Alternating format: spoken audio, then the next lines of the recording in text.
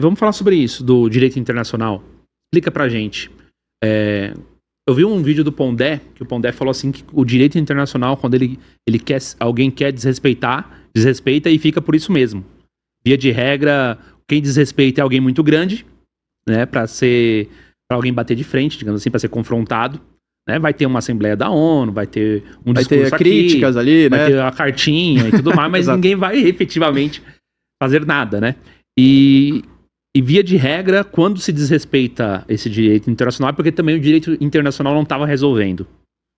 E eu concordo, né, Júlio? Eu acho que assim, a ONU, ela já vem se mostrando ineficiente há bastante tempo. A ONU foi criada em 1945, no momento em que pouco menos ali de 50 países assinaram a Carta da ONU. Hoje existem quase 200 países que não participaram da criação da ONU naquele momento. A ONU, no seu caráter mesmo, ela não tem uma função deliberativa. Ela não deve fazer nada. Ela tem um caráter consultivo. Então, por exemplo, quero discutir a questão dos refugiados. Vai discutir na Acnur. Quero discutir a questão da alimentação. Tem a FAO para isso. Quero discutir a questão do trabalho. Tem a OIT e por aí vai. O único órgão que ele é deliberativo de fato, tem poder para fazer alguma coisa, é o Conselho de Segurança, que é formado por 5 membros permanentes, Estados Unidos, Rússia, França, Inglaterra e China, e 10 membros rotativos que tem um mandato ali de 2 anos.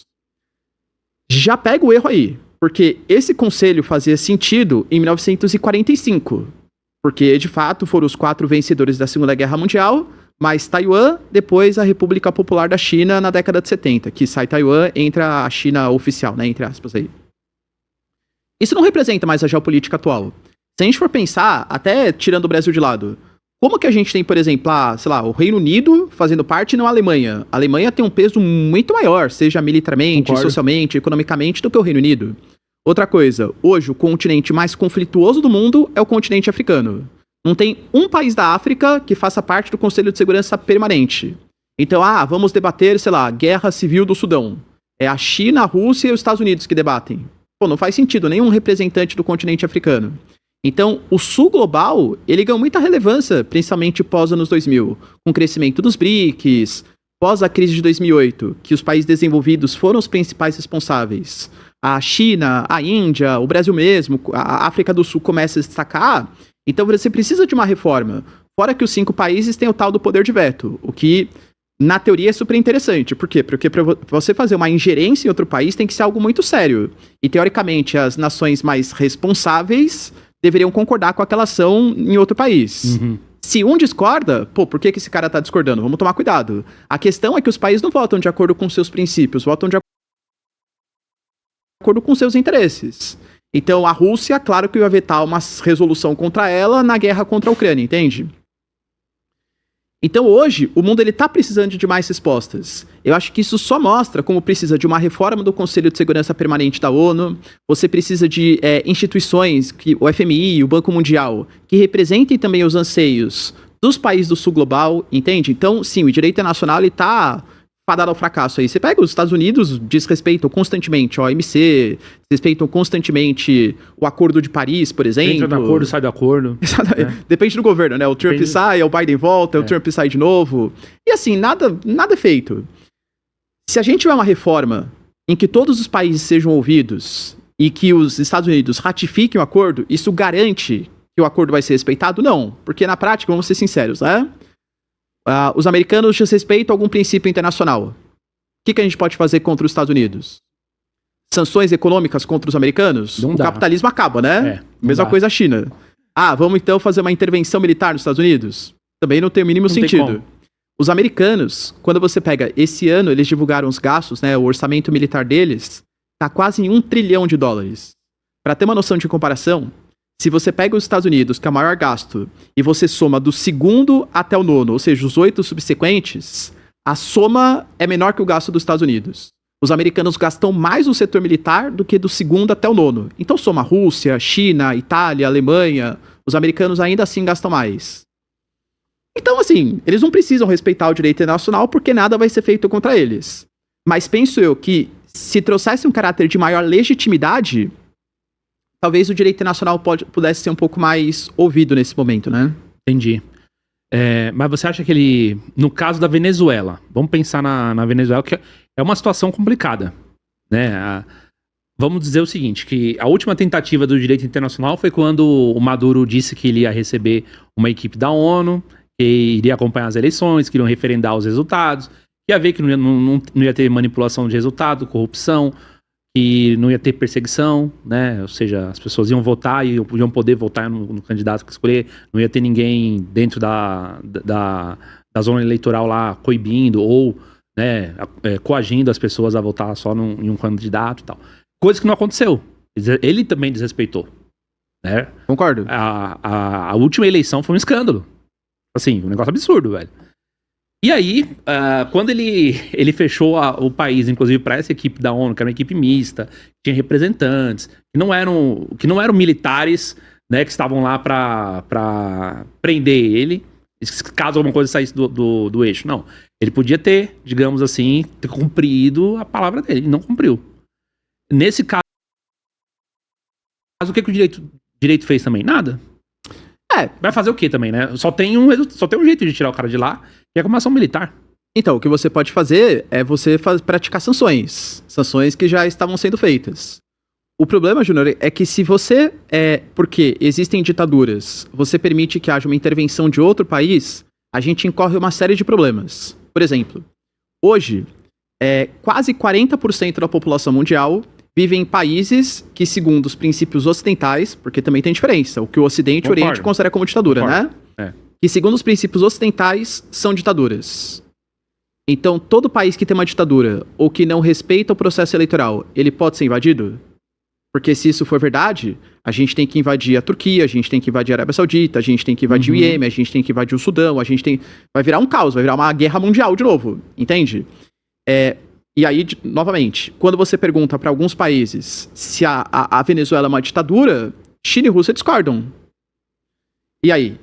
Então... A China não é uma ditadura? A Rússia não é uma ditadura? Então, para a China, por exemplo, eles falam que eles não são ditadura. Isso, até os membros do Kuomintang, que é a elite política, foi uma entrevista bem interessante de um dos membros, ele colocando... até para um repórter do Ocidente, né? Falou assim, poxa, mas... E o regime ditatorial chinês? Você não acha que esse modelo de governo que vocês têm não prejudica o mundo? Ele fala assim, olha, me desculpa, mas a China é muito mais democrática que os Estados Unidos.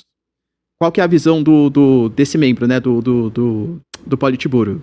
Ele colocava que quando você pega o cara para ascender no Partido Comunista Chinês, ele tem que fazer o ingresso no partido, ele tem que aprender toda a história da China, ele tem que, nos pequenos diretórios ou como tesoureiro, ter um bom trabalho, aí ele vai ser bem quisto pela população, por mérito ele vai evoluindo dentro do Partido Comunista Chinês, até participar do Comitê Central, depois fazer parte do Politburo, até eventualmente virar o secretário-geral do partido, que é o cargo do Xi Jinping, né?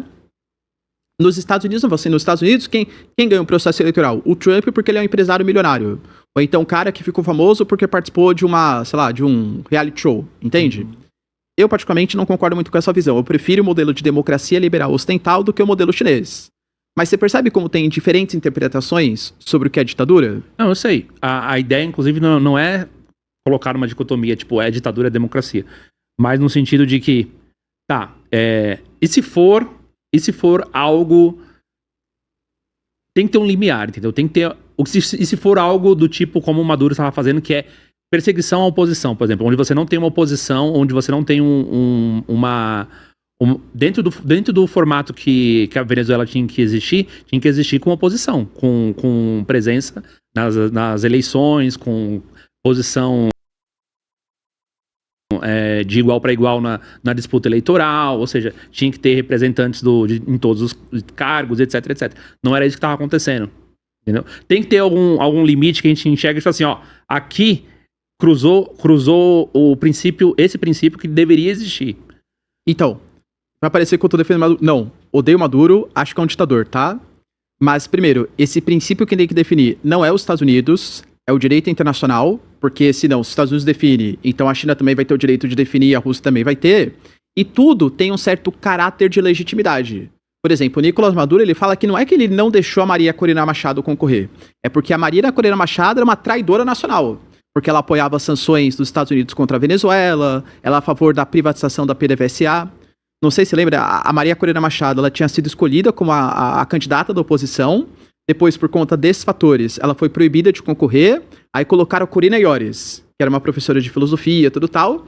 E aí deu um erro no sistema eleitoral, ela não pôde concorrer. De última hora colocaram o Edmundo Gonzalez, que era até um cara mais diplomata, isentão e tal, para ser o candidato da oposição. E aí teve, por exemplo, segundo o Nicolás Maduro, segundo o CNE, foi tudo limpo. Por quê? Começaram a cobrar as atas eleitorais. Ele fala que ele mostrou as atas eleitorais. Ele mostrou para a Suprema Corte. A Suprema Corte, que é a instância máxima do judiciário. A Suprema Corte, que é totalmente cooptada pelo bolivarianismo, mas entende que tudo tem um certo caráter de limpeza, então fica muito no limiar de você saber, assim, qual vai ser o limite, como que a gente vai conseguir definir exatamente o que é ditadura e o que não é, se respeitou ou não os princípios internacionais.